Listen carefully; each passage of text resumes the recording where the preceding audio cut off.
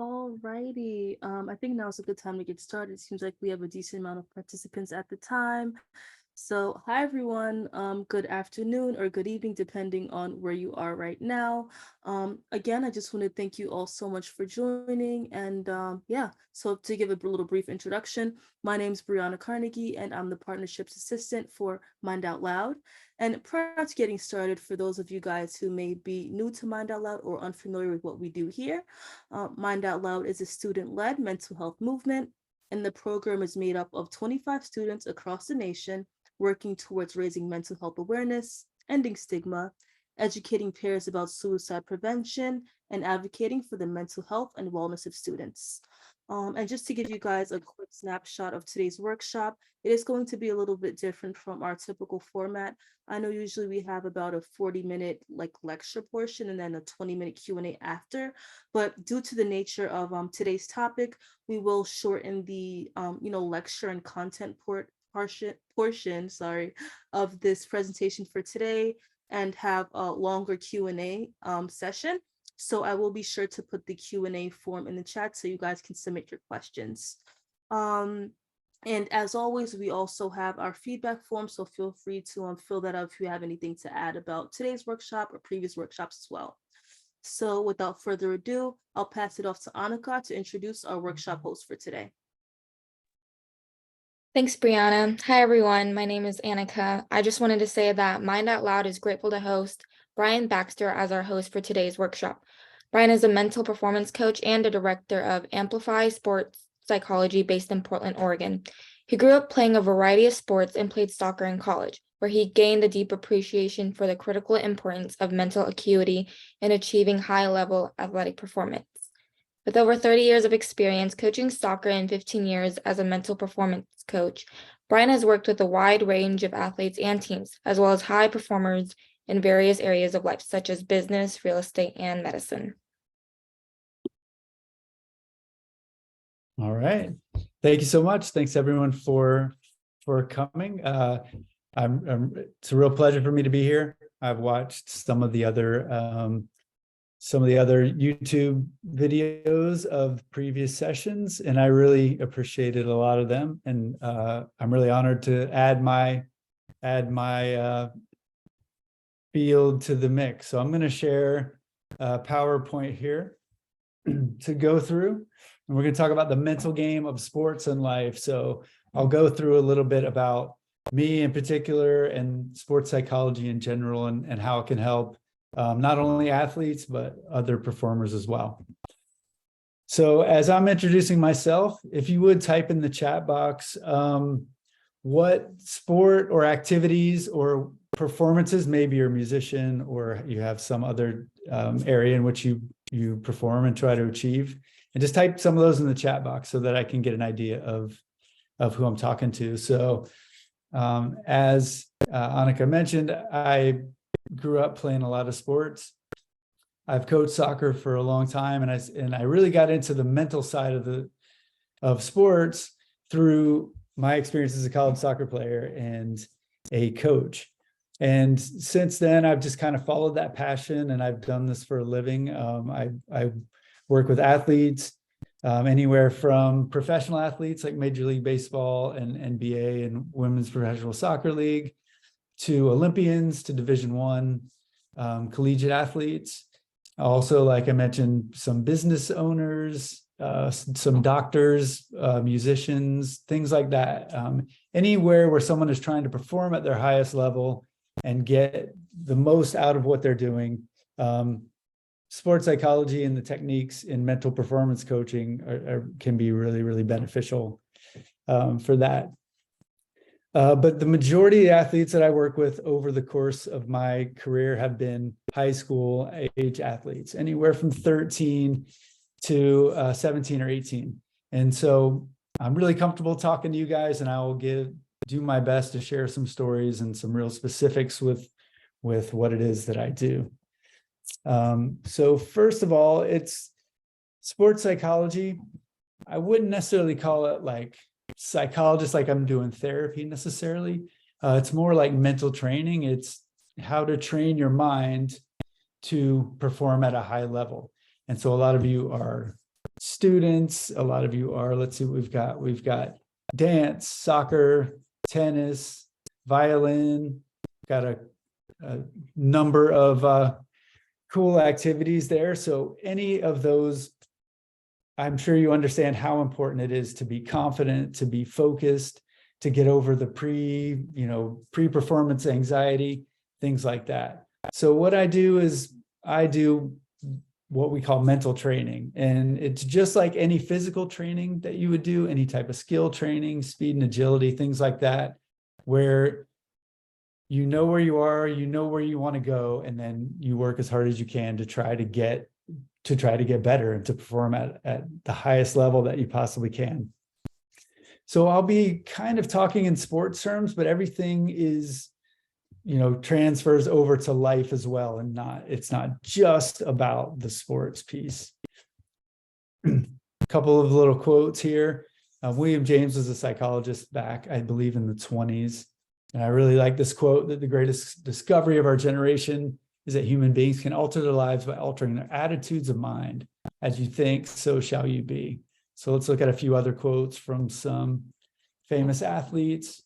Here's this player plays for Los Angeles Galaxy right now. He's a Mexican international. He says, you play the sport in the mind, not only on the field. Kobe Bryant once said that he himself has doubt and insecurity. He faces the fear of failure, and that we all have it, and don't try to deny it. Don't think something's wrong with you if you have self-doubt or fear of failure. That's part of being a human. It's part of trying to improve ourselves, but also don't capitulate to that fear, and you embrace it and rise above it. And so in my role, what I try to do is give athletes and give performers tools, and not only tools, but concepts, so that they can understand how the human brain works, how our emotional centers work, and how we can work to kind of control what we're doing in our daily life. And sorry, I can't see the chat box. I'll have to look at it in a minute. Looks like there were some more. Katie Ledecky, world famous swimmer, says, don't sell yourself short. You're more capable than you think. So again, a lot of what we want to accomplish starts with believing that we can accomplish it before we can even do so. And then maybe one of the greatest professional basketball players of all time said mental toughness and heart are a lot stronger than some of the physical advantages that you might have. So these are some of the athletes that it's in their own words. And hopefully some of you on here are, you know what it's like. You know that if you come into a dance performance with a lot of confidence in yourself, then you're going to perform probably better than if you're doubting yourself. The same thing with soccer and with tennis and with music. So this is something that I show athletes sometimes. And this I think is true.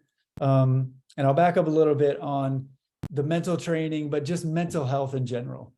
Any athlete that I work with, I consider their mental health to be the most important thing. Whether they win their next game or get a scholarship to college or something like that is secondary to, are they enjoying themselves? Are they happy? Do they feel very solid in who they are as a person? And so I'm a huge advocate in mental health. I work with a therapist myself. I go to men's groups meetings. I practice meditation and yoga.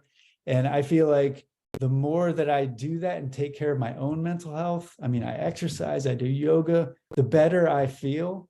And the better I feel, then the more that I can do what I'm good at, which is working with athletes, coaching them, helping them out. So I can really improve with my own mentality. I can do better work if I'm taking care of my own mental health. So, and back when I was growing up, I'm 50 years old. So I'm now in that stage where I get to say, back in my day, this is what happened. Back in my day, it wasn't really like that. There wasn't a whole lot of, oh yeah, seeing a therapist is something that was, looked at as a good thing necessarily. But now I'm really happy that it is. And so I just want to let you all know that I'm an advocate of taking care of yourself mentally in whatever way you can do that. what this chart shows, and I will sometimes ask athletes where they are on this chart. A lot of the athletes that come to see me are more in the red zones down at the bottom. They're in a slump, they're panicked, they're just not enjoying the sport. They're overly exhausted, they're having trouble dealing with anxiety, they've been in a slump, maybe they're not getting along with a teammate or a coach. And so in those cases, we're doing reactive work. We're reacting to the problem that's happening. So helping people to move up this chart, so to speak, to get from a slump into maybe they're like inconsistent, or maybe they've been inconsistent and they're moving towards solid. But what I want them to know is that even in the green areas, that when they're playing well, they're in a solid, they're in a confident, or maybe playing in the zone, just playing at the highest level consistently, that doesn't mean the mental training stops. And so for me, even personally, and I think for a lot of folks out there, even if you are feeling pretty good, it doesn't mean you can't work on your mental health and continue to kind of maintain your mental health. So I think that's a really important part of this. All right, let me see here. So I'm going to go through a little bit these mental training concepts. And sorry, hold on just a minute. I'm going to make sure I can get through the chats. So I see. Okay, wrestling, baseball, golf, soccer, basketball. Wow, that's a lot of sports. Good job. Speech and debate. It's funny that one of my athletes that I'm working with, now she's a high school student. She plays basketball. She's the only, I think, sophomore on the varsity team. So that's got its own special set of pressure. But we spent half of our session yesterday talking about her speech and debate. And she was really nervous preparing herself for her next debate. So very cool that we've got, let's see what else, water polo, nice. All right, so some sports and some different other performers. Awesome, glad to have you guys all here. A couple of dancers, excellent. All right, so I'm gonna go through now. This is what I call the sports mindset pyramid. It's something that I created for a book that I wrote. And this just kind of explains the path to confidence. So you'll see up at the top of the pyramid, confidence, which we'll go over in a minute, but that's where we really want to get our performers, is to be in a confident state where they're believing in themselves and they know that they can do it. The steps leading up to that, so any pyramid can be as tall as the blocks below it will allow. And at the very bottom, you've got your skill, athleticism, and sports IQ. That's your technical, tactical, and physical elements of what it is you're doing. That's not necessarily what I teach, but that's an important part. I think maybe the most important part about confidence is building your skills, continuing to be in shape, being more and more experienced and knowing the game. When you are working hard and improving those things, your confidence will rise. The next step up, the first kind of mental part of the equation, is this concept of the controllables. We're going to go through that in much more detail in a minute. So I'll kind of pass over that for now and just keep that in mind. The next step up would be positive mindset. And I heard some of the previous speakers talking about that, having a growth mindset and looking at things through a positive lens. That's part of this. So what we know about, the human brain is that we base a lot of our behavior on habits and patterns that we build up. And sometimes those patterns are very, very positive, and sometimes they're maybe more negative. Sometimes they start positive and become negative. So what we're looking at in positive mindset is constantly kind of looking at your perspective on things and making sure that the patterns you developed are leading you in a positive direction. So this will include your body language, it'll include your self-talk, it'll include communication with others and listening to other people. So having a positive mindset, obviously very important for confidence. The next rung up would be focus. So this to me is more about refocus, the ability to refocus your attention when you get distracted. As a performer, whether it is dance or violin or tennis, there's going to be things that come along to distract your attention and pull you away from what's really important. So what I try to teach is focus on what's important. What's the most important thing at that moment? Can you focus on that? And if you get distracted, can you refocus to the right thing? So if you're focused on something negative, can you recognize it and refocus your attention to something positive? And these are things that we train kind of off the field, off the court, outside the classroom, so that we're in those arenas, they become more second nature, and those patterns I was talking about, those habits, become more positive. So between focusing on things you can control, having a positive mindset, and focusing your attention, that is the basics of the mind, the mental part of the game, the mental part of performance. It's how our brain works, how our brain is designed to work, and how it's evolved over time to work for us. Beyond that is goal setting, which is creating a plan for yourself of what to do next, what you want to do in the long term, what you want to do in the short term. There's a whole very detailed plan that I go through with athletes on setting goals correctly so that they motivate us, that they keep us on track, that they keep us challenged, and they give us ways to focus that are beyond not having a goal at all. So everything there, again, is that's in the mind, but also with performance and with confidence, there's an emotional part to it.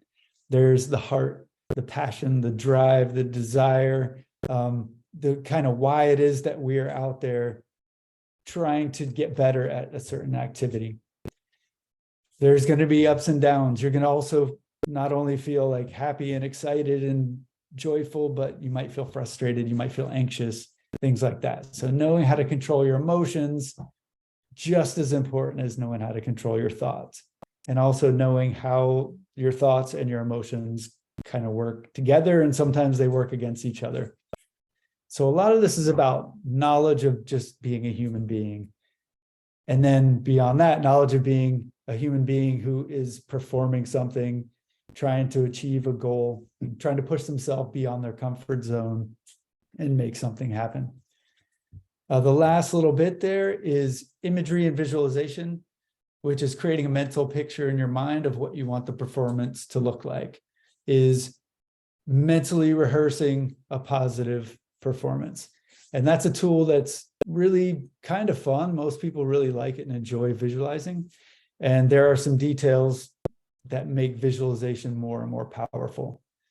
So everything from the bottom to the top, from skills, athleticism, to the controllables, to the mindset, this is how I work with athletes. And within each one of these blocks, there are tools and techniques that I teach athletes. I have them practice, and hopefully that will become more second nature so that being able to refocus is easy.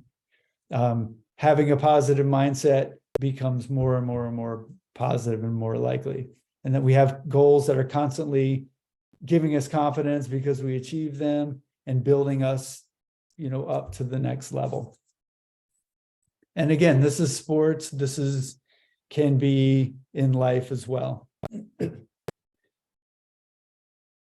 So let's talk confidence and what really it is.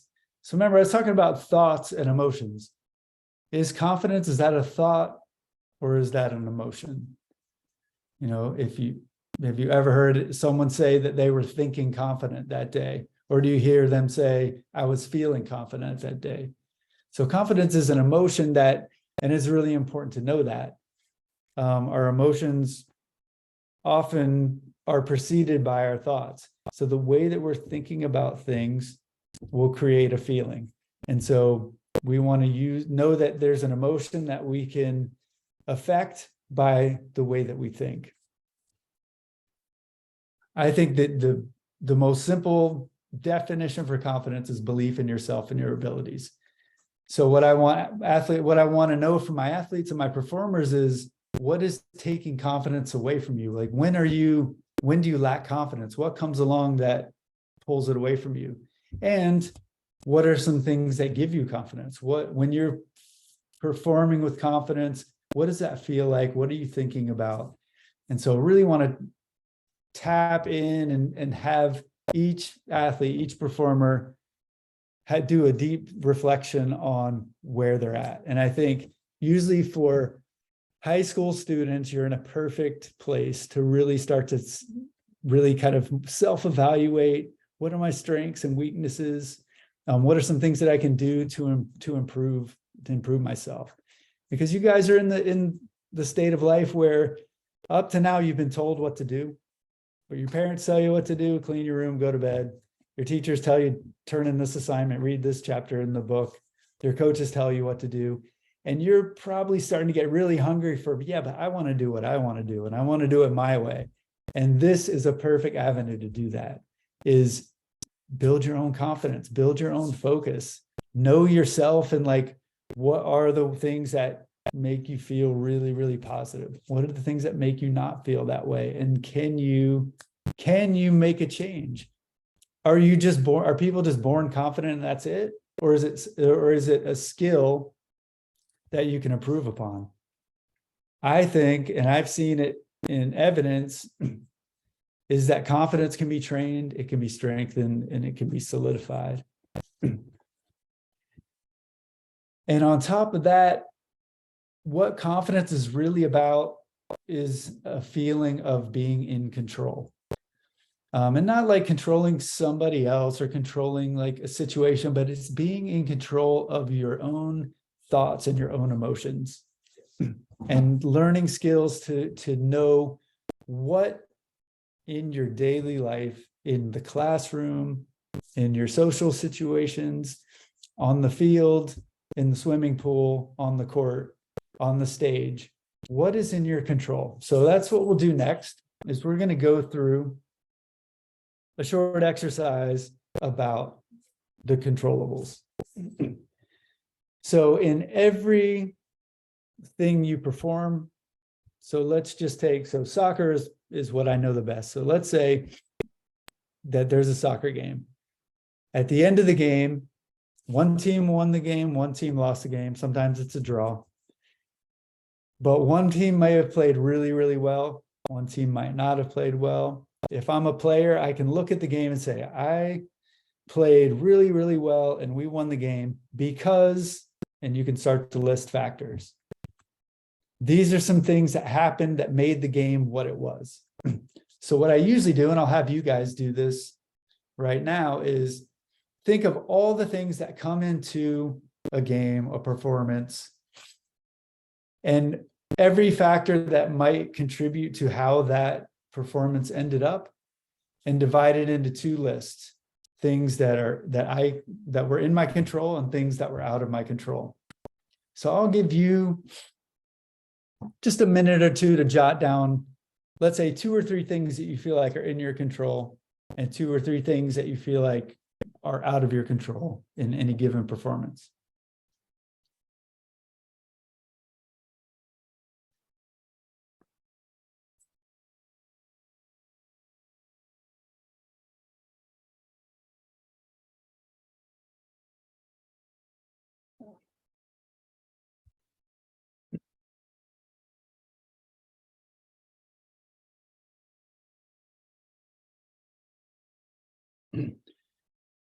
Okay, and in honor of the time, and I want to answer some more of your personal questions, I'm just going to give you the answers here.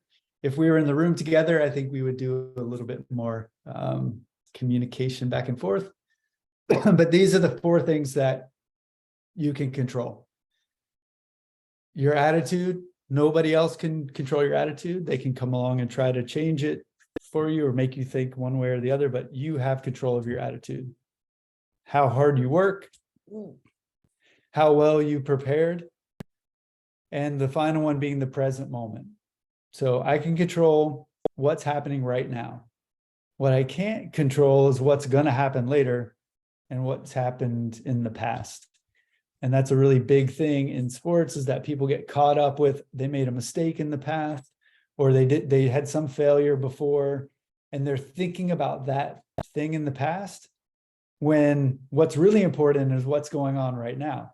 So someone's passed the ball to me and I'm thinking about some mistake I made before, that's not going to help me with the next play. I need to be thinking about that play. So how to do that is sometimes tricky, but it starts with knowing that I can control my attitude, I can control my effort, I can control how I prepare, and I can control the moment that I'm in. And that's it. And if those 4 things, think about in your sport, in your activity that you perform in, if these 4 things are maxed out, do you have a pretty good chance to succeed? And the answer is usually yes. Some of the things that we can't control is, first of all, everybody else, the referees, who you're playing against, who's in the audience, what your teammates are doing, what the coaches are doing. You can't control the weather outside.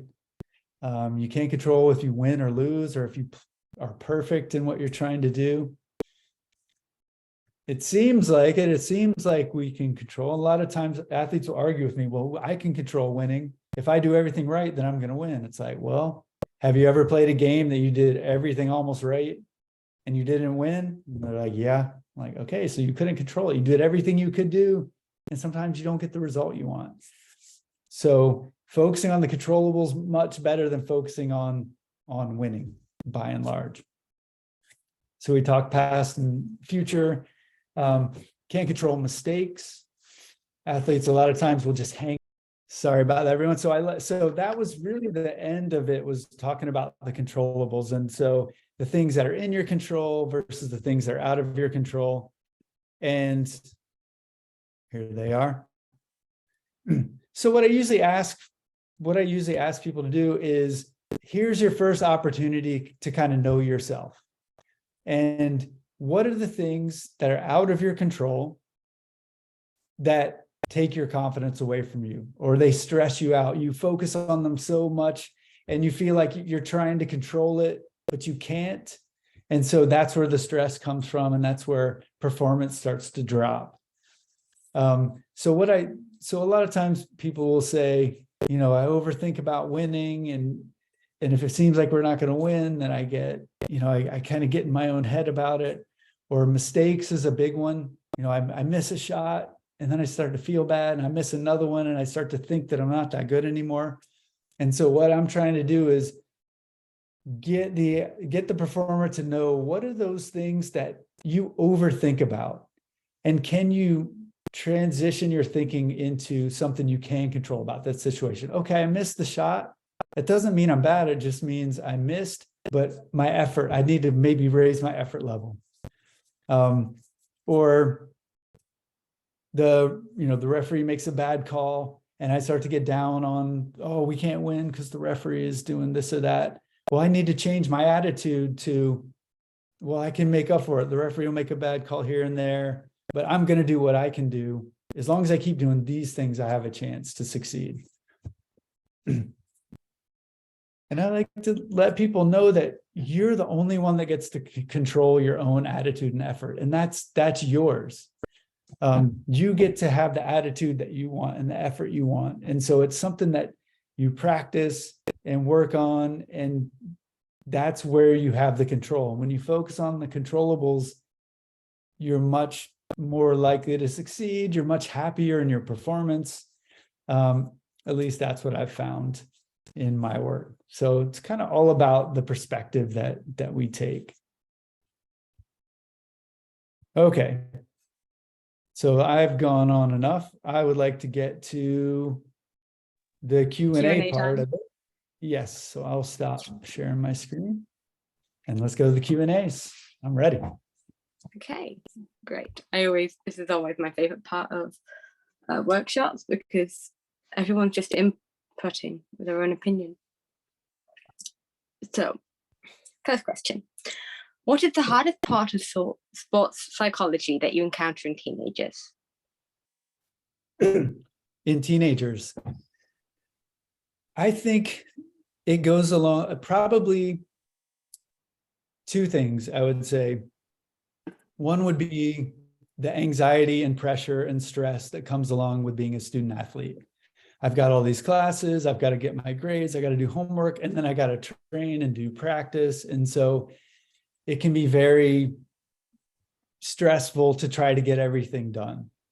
And then they say, well, I procrastinate on things because I have so much going on. And so that would probably be the biggest thing I see. A lot of the athletes that I work with are also very good in the classroom. So they're trying to get good grades and they're trying to be a good player. So I would say the kind of grind of sports, the trying to be a high achiever at multiple areas of life and the anxiety that comes along with that is probably the biggest thing that I see. Did you have 2 points? 2 points. Oh, the second one would be, again, kind of the transitional period of I'm coming from a youth sports where I was maybe the best player and it was all, or even if I wasn't the best player, it was just all for fun. And then I'm getting into high school and it means something now. Every game has importance to it. And if I win or lose, that means I start or don't start. And there's also within that starts to become more comparisons. So I'm not as good as so-and-so. I'm never going to be as good as so-and-so. I'm on this team and I'm here and the other person's there. Or my opponent, I'm a swimmer. My opponent, she's always faster than I am. So I think it would be those two things, the anxiety and then the transition into like it being more important and there's more comparison between other people. So it's all these things that are, again, like out of your control, so to speak. Yeah, okay. So non-athletes, why is it important to learn about sports psychology and how can we incorporate this into our advocacy? Okay. That's a great question. And when I tell people what I do, I do sports psychology, and usually the first question is, cool, what is that? Like, they don't know what it is. So I explain what it is. Well, it's what I just explained to you guys, basically. And then either they say, oh, I could have used that when I was in high school playing, or they say, that sounds like I could use that at my job at work. So even if you're not in a sport, if you're playing if you're playing in music, if you're a dancer, if you're an actor, actress, if you're a surgeon performing surgery on somebody, everything I just talked about is applicable. I'm trying to accomplish something. I'm trying to perform, and I'm good at this. I'm good at what I'm doing. I know the theory, I know what I'm supposed to be doing, and when I go through rehearsals, it's easy. And then the curtain opens up and there's all these people looking at me and it's like, oh my gosh, that's the thing. So how sports psychology is, I kind of like mental performance training or mental performance coaching, even as a better title, because it doesn't have to be, you don't have to be a football player or a softball player. It could be really anything. And I think speech and debate, like I said, my one client from earlier, I have one, well, not an athlete, but a gentleman I'm working with now. He is an entrepreneur and he runs his own business. And he called me and said he was too stressed out. He works too hard. He wants to have more time off. He wants to spend more time with his kids. He said, I'm not playing the game I want to play. And so we're working on the same thing. He's stressed if he loses a client, how's he going to make the rent? And he's worried about, but he's very good at what he does. And it's pretty similar to a lot of athletes. It's like, most athletes are really, really good at what they do. And they put in a lot of work and a lot of practice. This gentleman, he makes a good living from what he does, but he's still scared it could all go away at some point. So I think that's how this sports psychology translates into pretty much anything that you're trying to achieve or accomplish. What impact can balancing school and sports have on a student athlete's future career opportunities, and how can they prepare for this? Oh, I like that. So balancing school and sports, and how does that affect their their later on life? So why is it important to have a good balance? Okay. Well, because I would like to think that most of us, when we get out of school and we're done with school, we're going to have a job or run a business or maybe go to more school. I don't know, but that's probably not all you're going to do. Maybe you'll have a relationship. Maybe you'll have a family. Maybe you'll want to have other interests. Like I want to go camping on the weekend. So how do I make sure I get enough work done and manage my time well enough so that I have time to play in a softball league, take my kids to the park, go to the zoo with them. So I think time management and being able to do multiple things at once, multiple big activities at once, I feel like it just leads to a fulfilling life for a lot of people. Is that when you work on strategies to have more of a capacity to do more things without too much stress, it just leads to a more fulfilling life. Because I think a lot of people that I work with are very interesting people, and I try to get to know them beyond just the volleyball player. I want to know what else she's interested in or what else he's interested in. So I think it just prepares you for handling life, because after school, does life get more stressful or less stressful after you leave school? I think most people would say more. Yeah. Some people would say more, some would say less. But I will say this about stress and anxiety is the easiest way to get rid of them is to stop trying to do stuff. Just stay in your comfort zone. But if you want to try to do new things, sometimes like anxiety and fear and time management for sure is a part of that. So I think that's what I'd say why it's important to learn it now and to learn new strategies now. Only help you later. When you're still in high school, which is when most people start sports and such, at least on a proper level, that's when their brains change the most, and they can actually learn how to deal with stress. And heightening your capacity for stress, although it's not great, it will definitely help you in the future, your entire life. Great point. Yeah, and stress.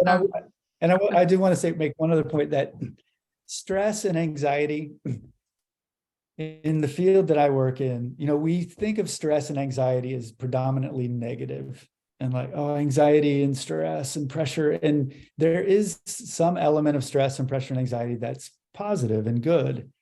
And so anyway, that's something I try to teach athletes too, is like when we feel anxiety, it's uncomfortable, and but there are ways to kind of manage it and control it and actually use it, because when people do have anxiety, they can also be excited about something versus just like stressed about it. So yeah, like eustress and distress, right? Exactly. Yes, exactly. Stress and distress. Well done. Well done. I know a little bit about the brain. Okay. What role can schools play to foster the healthy relationship between sports and academics, specifically for those athletes? So what role can the school play in, the balance to foster a healthy relationship between academics and athletics? I think the school plays I think the schools play an extremely important role. And I think it comes, the leadership and the environment that the leaders create makes a big difference. And I've been a part of some athletic departments where it was very clearly spelled out. You had to be passing your classes to be able to play. And so that is there's an expectation but there's also support underneath that, which is you have to get your grades to play. And if you need support in doing that, here are the options, here are the systems of support that we have for you. So, and then also I've also been a part of schools where they didn't value both of them equally. Like athletics was not valued as much as academics, which I say you can make a case for that. But I think in a school population of, I don't know, high school of 500, 1,000, 2,000 kids, if you don't have sports, if you don't have the right kind of support for sports, you're missing a large segment of your population. If you don't have enough, same thing with academics. So I think to be mindful of that, to put the proper value on each one, and to provide resources for students, I think that's the best way that schools can help. I mean, it comes from the top and the culture that's created, and the students will normally follow in line with the culture that's presented to them. Okay. How does sports psychology connect with the intersection between kinesiology, other movement, and mental health? Okay, that's a super cool question. Okay. Yeah. Can I just Here's add how one I more answer thing? it. Yeah, please. We've done other stuff in the past with the benefits of moving and mental health, but is there any particular way that sports psychology and athletics in particular, like competitive, hardcore athletics, deal any differently with mental health? So okay, so I heard two questions in there. One was pertaining to the sports psychology, like the mentality of sports, and kinesiology, the actual like physical movements within sports. And then the other was around, it sounded like around participation in sports and athletic performance and the correlation with mental health. Is that right? That's okay. Yeah. I feel they're both valid. So the first one, so the link between the mind and the body and the mind, I think is what we're talking about. So if I have a confident, strong mental game, my body will respond better than if I have less. And I'm going to type something into the chat box for everybody. It's something that a friend of mine showed me. That's called the performance formula. And excuse my typos if there are any. My eyesight is not very good.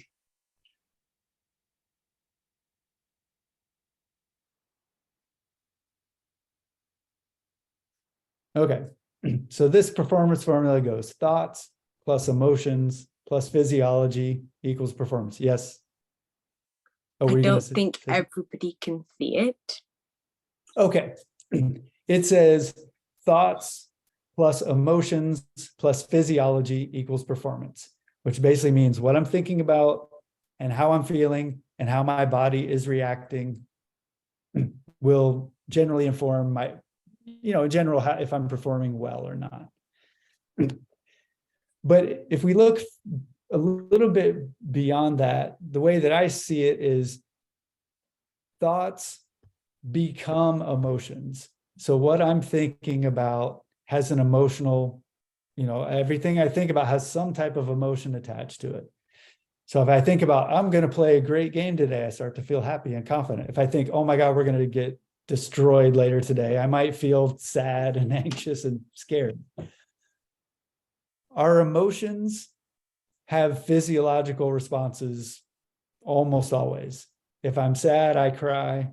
If I'm happy, I laugh. If I'm nervous, I get all tense in my muscles. If I'm happy, I'm a little more relaxed in my muscles.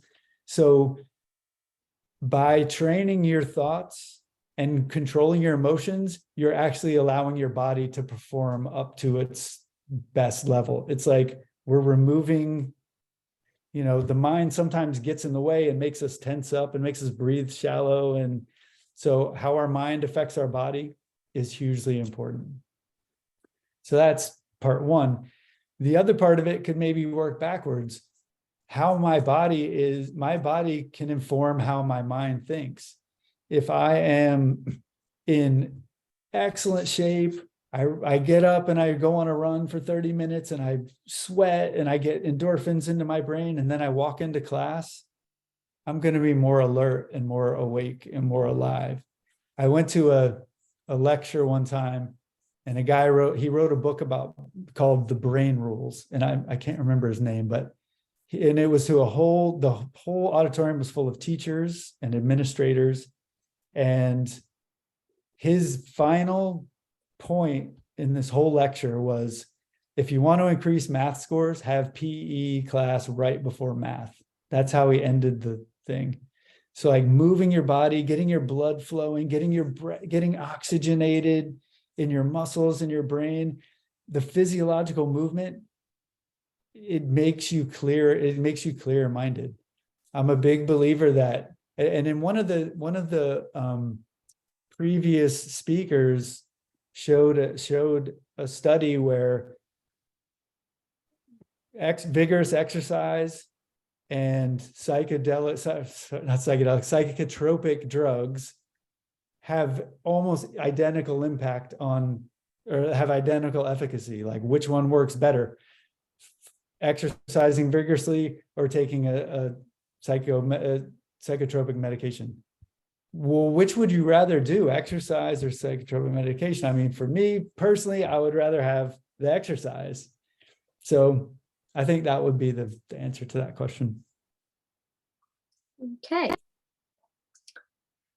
How do you address substance abuse issues with athletes? Substance abuse issues? Mm-hmm. Okay, so for me personally, in my work in sports psychology, that is not my specialty. That's not what I'm, trained to do. So if I do run across an athlete who I feel like has something addictive, I will refer them to somebody else. I will work with them on their sport performance piece. But as far as that, I wouldn't really work with them, but I do work with people on other type of, in some ways, substance abuse is based on like someone's ways of dealing with anxiety. Not always, but partially. Substance abuse is, I feel some way that I don't want to feel, and so I take a substance to make me not feel that anymore. So if someone's going through something like, I'm working with somebody right now that they want to stop biting their nails. I'm like, oh, that's a way that you're dealing with anxiety. So let's find a different way to deal with anxiety. So okay. Long and short answer. How do you deal with disappointment in yourself when you see that other people are so much better? And how do you refrain from comparing yourself with others? That is a great question. It's a great question. It is not necessarily an easy one, because when you're performing in sports or when you're in school, everyone's there, right? I think it always goes back to the controllables, though. If someone's better than you in soccer, you can only control yourself. You can't control them. If we look at the growth mindset and fixed mindset concept, which I heard that in one of the previous presentations as well, is that if someone is better than you, use that as motivation, or use that as like an inspiration for yourself instead of comparing. And you have to understand everybody is where they are, and everyone brings different skills and to the table. And I think, that's always been an issue, comparing ourselves. I think it's been hypercharged with technology, and clearly with social media, it is becomes a bigger and bigger problem. There was, in one of the previous webinars you had, one of the speakers had a chart that showed depressive episodes have risen sharply since 2011. Well, gee, what came along in 2011? It was the smartphone. And then it goes up and up and up. And as more social media comes. So one thing I suggest to all my athletes, especially if they're in high school, is turn off your notifications on your phone, all of them, because these phones, the technology companies, they're designed to control you, to make you pick it up and look at every notification. If you turn them all off, you control when you pick it up. That's one way to, that's like it's simple. Maybe it's not easy, but it's a simple way to do that. How to not compare, it takes some consistency, and it takes some real, just kind of building up your own confidence of, here's what I am, like, I am me. I'm trying to get better than I was yesterday, not better than that person.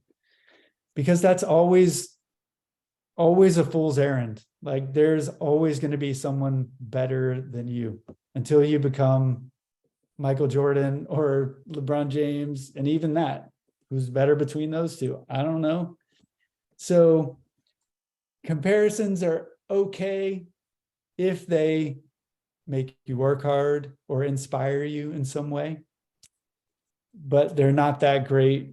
So I would say, compare yourself to who you were yesterday versus like somebody else. It's a better measurement. Okay. So yeah. Comparison, not all bad. Hmm. Just compare yourself to yourself. That's good life advice.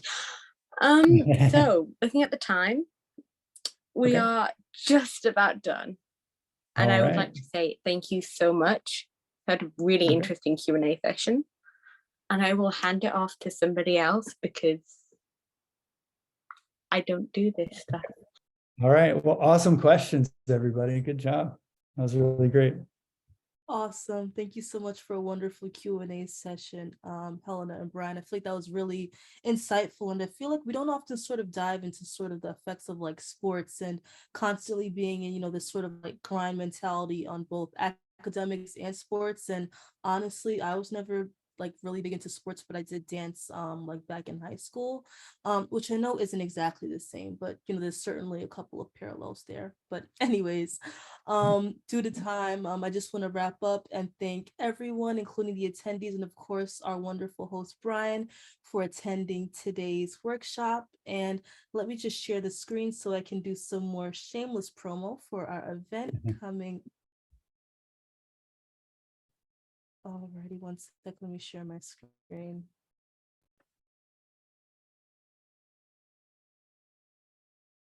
And it's loading. There we go. So again, our event is coming up on April 27th from 3 to 6 p.m. PDT. And feel free to scan the QR code to enroll. And if you guys don't have any other questions, comments, concerns, again, thank you so much for coming. And I hope to see you at either an event, a future workshop, both perhaps, which would be great. Yeah, thank you guys. Thank you.